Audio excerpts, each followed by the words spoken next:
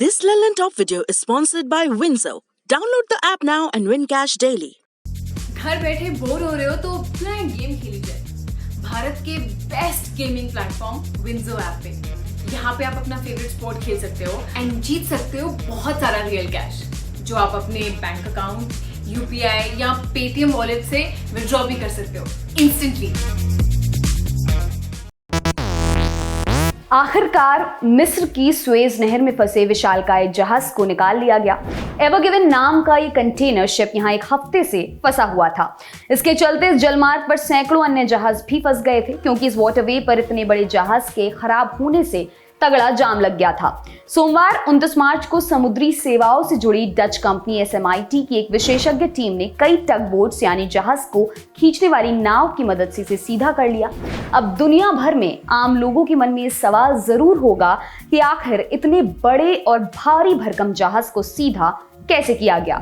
इस जहाज को यहां से निकालने के लिए उस जगह से हजारों टन रेत को हटाना पड़ा और इसके लिए एक हफ्ते तक मशक्कत करनी पड़ गई। इस कंटेनर शिप को दोबारा सीधा करने में इतनी मेहनत और समय क्यों लगा, इसके कई कारण हैं। इसका वजन बहुत ज्यादा था। इतने बड़े शिप के लिहाज से देखें तो ये नहर कोई बहुत ज्यादा चौड़ी नहीं है। बहुत ज्यादा तेज खींचने पर यह भी डर था कि कहीं उसका कोई हिस्सा टूट ना जाए।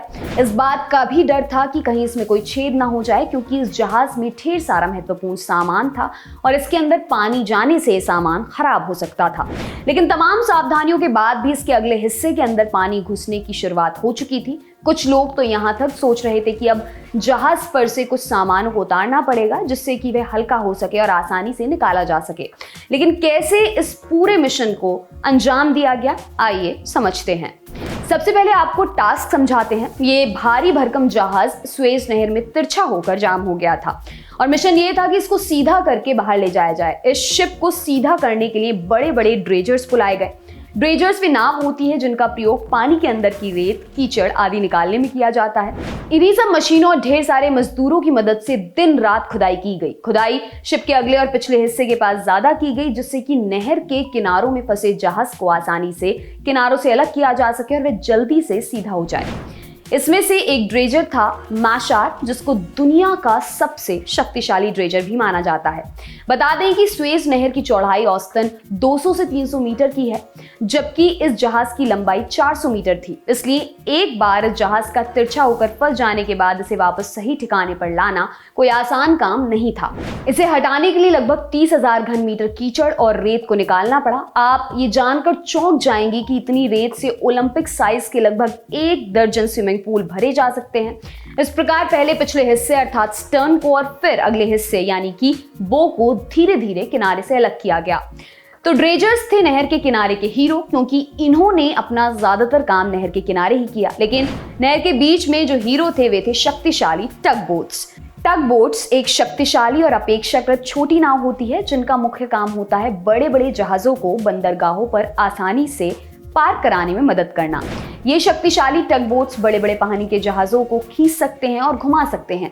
इस मिशन में लगभग 14 टग बोट्स को लगाया गया था। चंद्रमा की भी मदद मिली। ये सुनकर आप चौंक सकते हैं, लेकिन इस मुश्किल के समय चंदा मामा ने भी इस मिशन में ठीक ठाक सहायता की। लेकिन सवाल है कैसे? रविवार 28 मार्च की रात पूर्णिमा की रात थी और उस रात एक बड़ा ज्वार भाटा आया, जो कि अधिक शक्तिशाली था, जिसे स्प्रिंग टाइड कहते हैं। इसे वृहद ज्वार या बसंत ज्वार भी कहते हैं। इस स्थिति में सूर्य और चंद्रमा का गुरुत्वाकर्षण बल एक सीध में काम करता है, जिसके कारण ये ज्वार सामान्य ज्वार की तुलना में अधिक प्रबल होता है। इतने बड़े ज्वार के आने के बाद पानी का स्तर उठने लगा। इससे जहाज को सीधा करने में बहुत मदद मिली। अब इस नाव को ग्रेट बिटर झील के पास ले जाया गया है, जहां इसकी अच्छे से जांच होगी।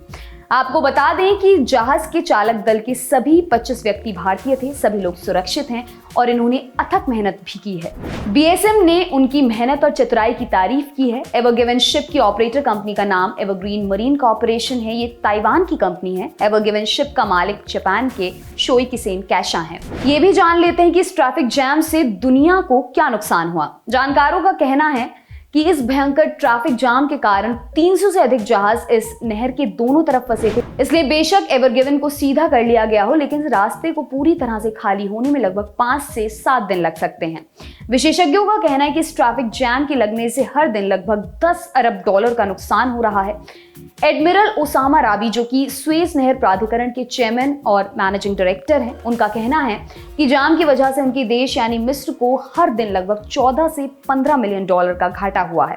ट्रैफिक जैम खुलने के बाद मिस्र के राष्ट्रपति अब्देल फताह अल सीसी ने भी सोशल मीडिया पर इस नहर को जाम से मुक्त कराने के मिशन में शामिल लोगों के प्रयासों की सराहना की।